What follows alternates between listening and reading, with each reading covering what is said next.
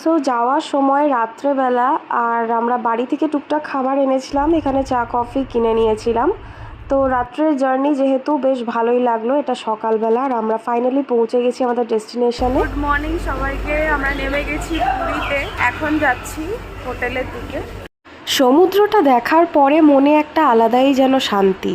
তো যাই হোক, আমরা হোটেলের সামনে পৌঁছে গেছি আর হোটেলটা একটু ছোট্ট করে তোমাদের সাথে শেয়ার করছি।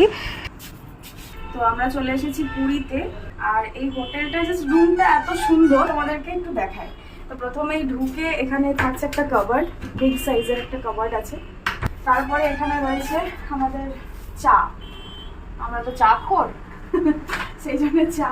আর এখানে এই যে এগুলো রয়েছে বডি ওয়াশ যেগুলো থাকে, ফ্রিজ জাগ রয়েছে, আর এখানেও জল রয়েছে, ঠিক আছে, ফ্রিজ রয়েছে। আর এইখানে আমার ফেভারিট জায়গা, প্রিয় জায়গা এটা আমার, সুন্দর একটা বেড, সাথে টিভিও রয়েছে। এখানে বসে আমরা বিচ এনজয় করতে পারবো। আর বিচটা দেখাই তোমাকে, দারুণ লাগছে। বাইরেটা এসো আমার সাথে,